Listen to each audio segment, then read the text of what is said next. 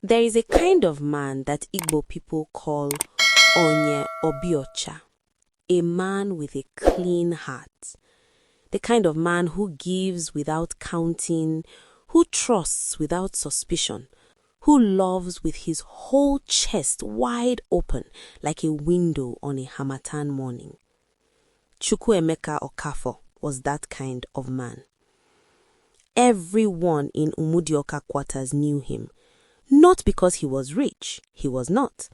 Not because he was loud, he had never been. They knew him because when trouble came to your door, Emeka's name was the first one your mouth called. He was 31 years old, tall, with the quiet confidence of a man who had built himself brick by brick from nothing. His father had died when Emeka was 14, leaving behind a leaking zinc roof, 3 younger siblings, and a mother whose eyes had grown old too fast. Emeka had taken on that weight the way a palm tree takes on harmattan wind, bending, yes, but never breaking. He learnt welding at a trade center in Onitsha, saved money in a tin under his mattress, sent his siblings through school, fixed his mother's roof, bought a small generator for the compound. Everything he had, he built with his own hands and his own patience. By 2018, he had a welding workshop on the Nnewi-Onitsha Expressway, 3 apprentices, and a small name for himself. Then he met Adaize Nwosu. Adaize was from Ozubulu, beautiful the way trouble is sometimes beautiful, all surface and glitter, and the kind of smile that made a man forget to ask questions.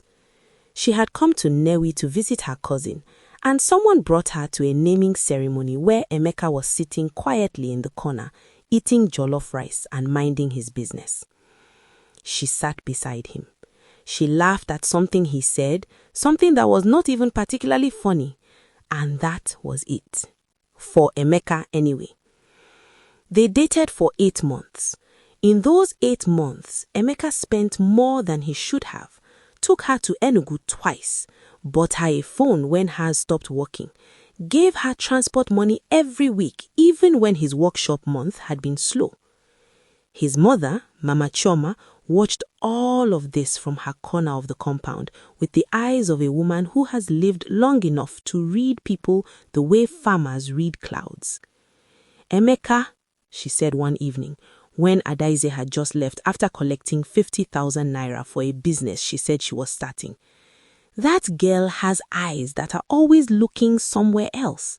Even when she's talking to you, she's looking past you." Emeka laughed softly. "Mama, you worry too much. I am your mother. Worrying about you is my work." But he didn't listen. That is the curse of a clean-hearted man.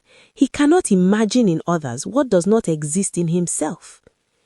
In early 2019, Adaize came to him with a story. Her uncle, a man she rarely mentioned, had died in the United Kingdom and left some properties. There was a lawyer handling the estate. There was money involved.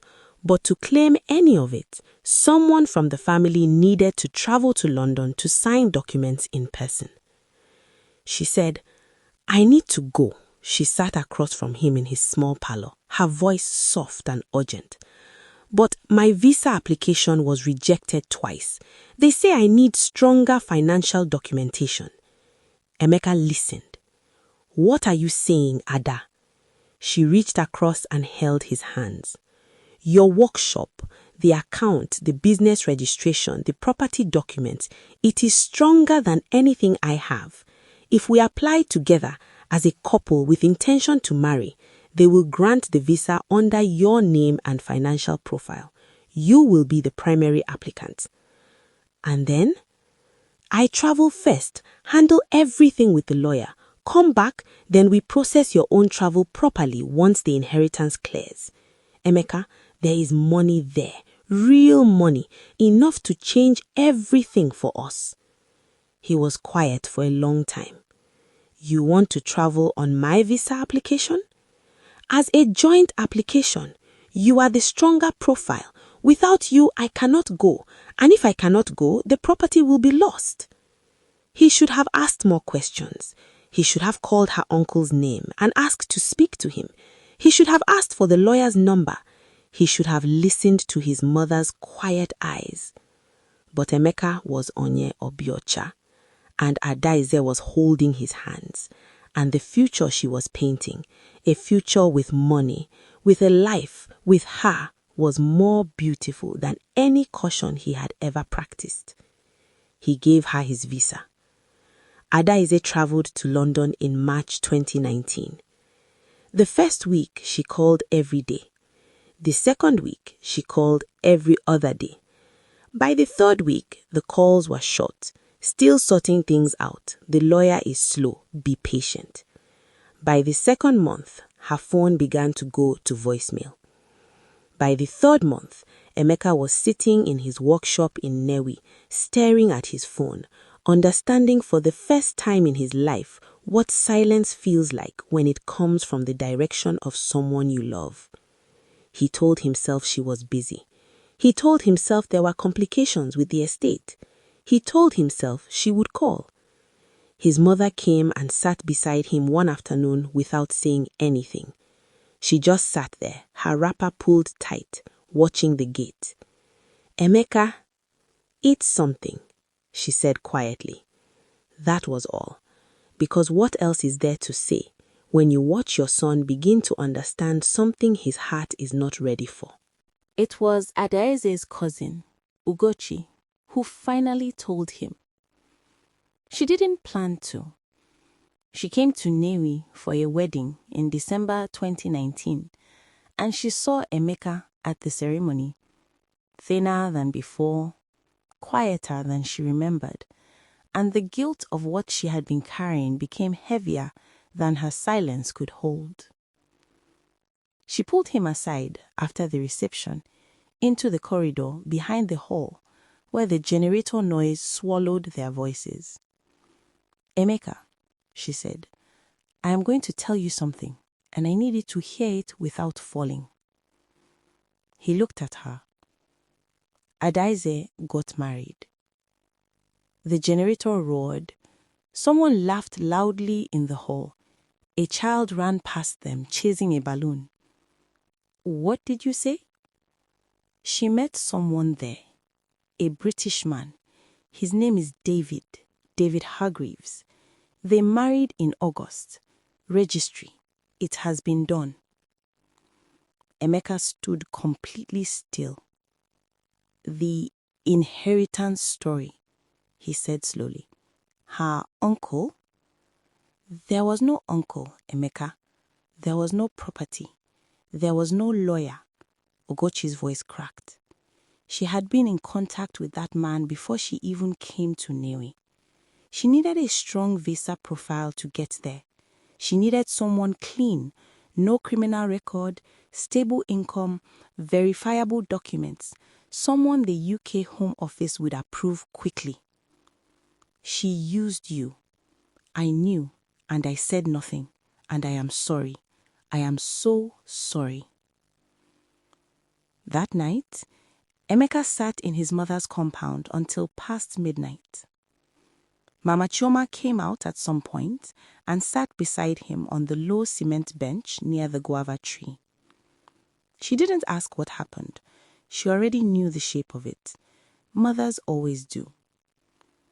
"What will you do?" she asked after a very long silence. "I don't know." "Are you angry?" He thought about it. "I feel like a fool." "You are not a fool. You are a man who trusted the wrong person. That is not foolishness. That is being human." "I gave her everything I had, Mama." "I know. My documents, my name, my savings. I know, my son."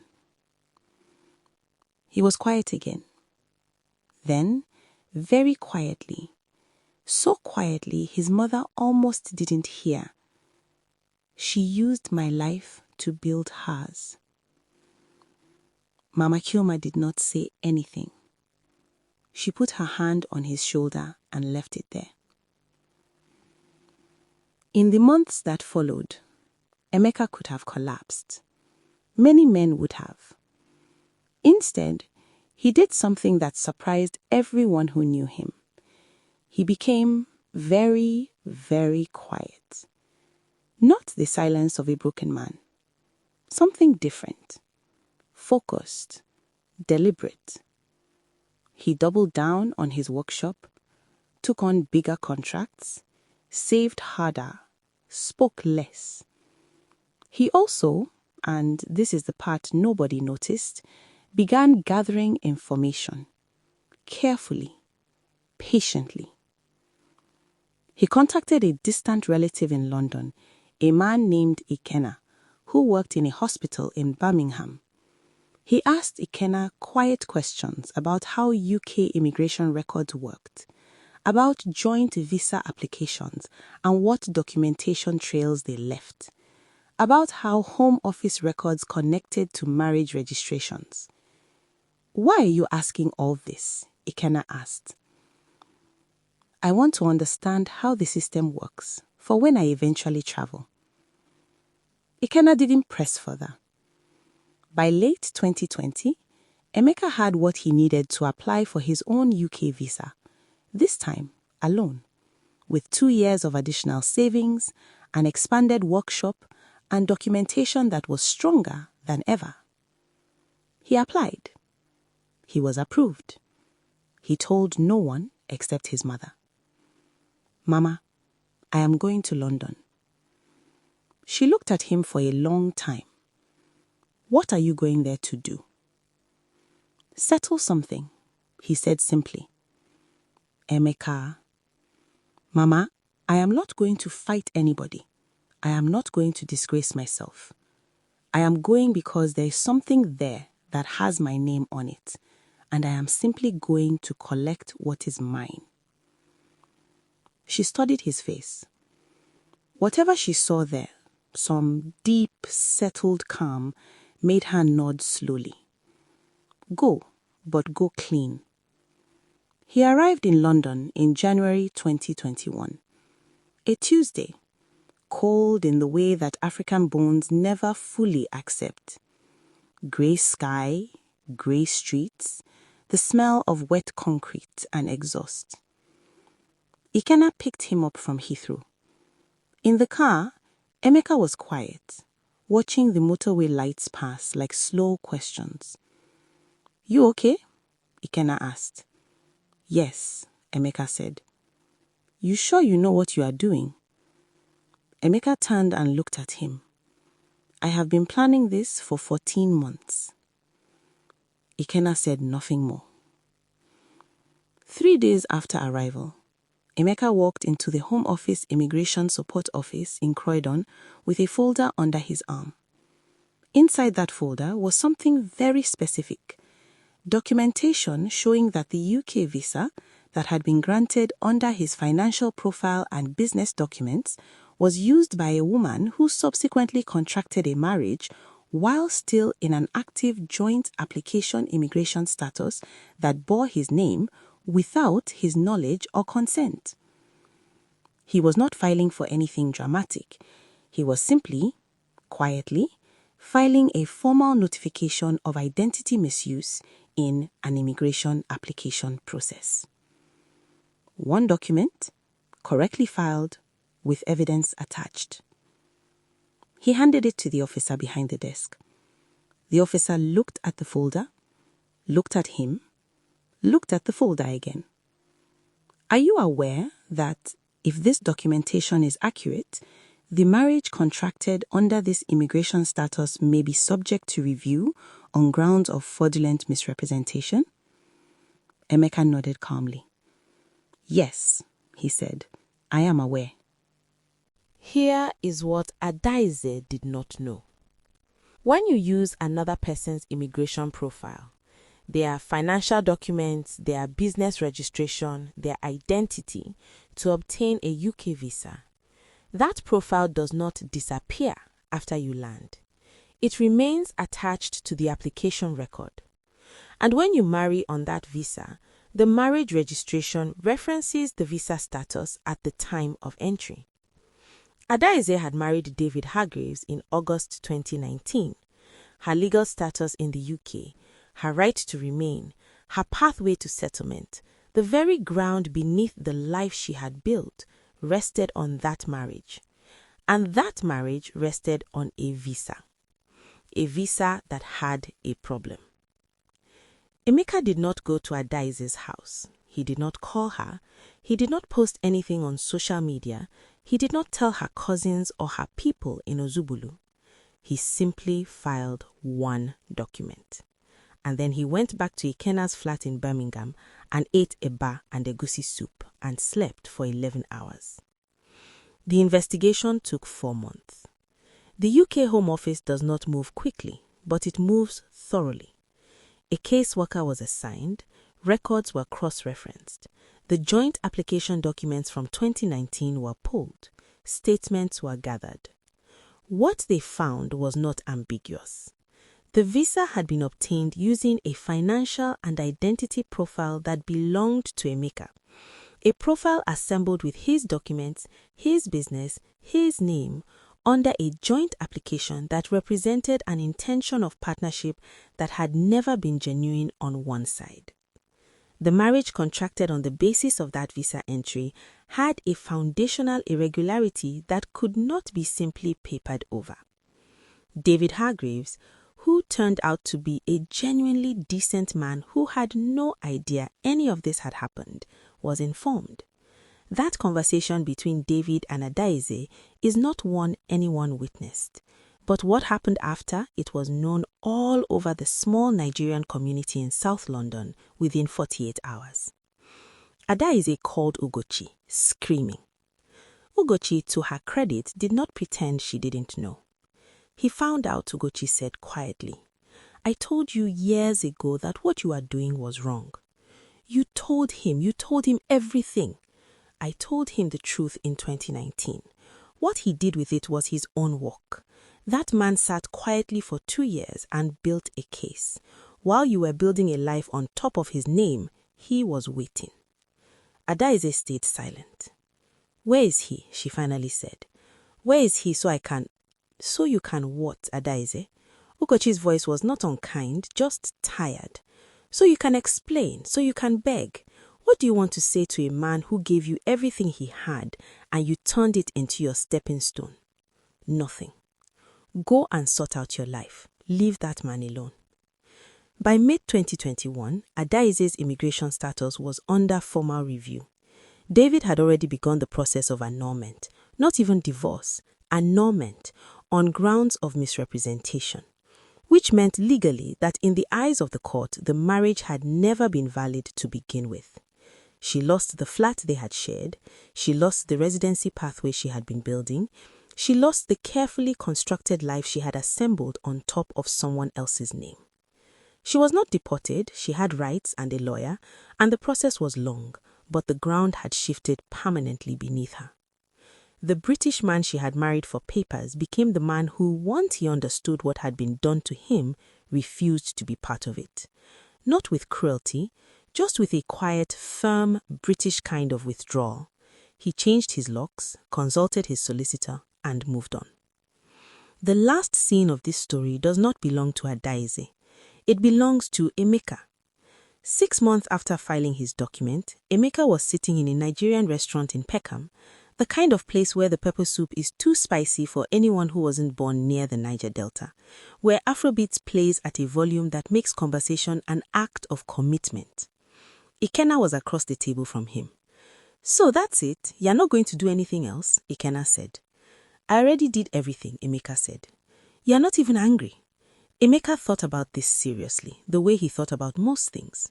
I was angry, he said. For a long time, in Nimek at night, I was very angry. But I realized that anger without direction is just noise. So I directed it. Into one document. Ikena shook his head slowly, somewhere between admiration and disbelief. You are a patient man, Emeka. My mother taught me something, she said. The person who wronged you is always expecting you to react the way a wounded person reacts, loudly, messily. They are prepared for that. They are not prepared for you to think. He picked up his pepper soup. So, I thought. Emeka stayed in London. He found work through Ikena's contacts, eventually started a small metalwork consultancy serving construction companies. Within 2 years, he had a flat in Woolwich, a car, and a name that people in the Nigerian community in London spoke with the kind of quiet respect that is harder to earn than fame. He called his mother every Sunday. She always asked the same question at the end of every call. "Are you at peace, my son?" And every Sunday, he gave her the same answer. "Yes, Mama, I am at peace."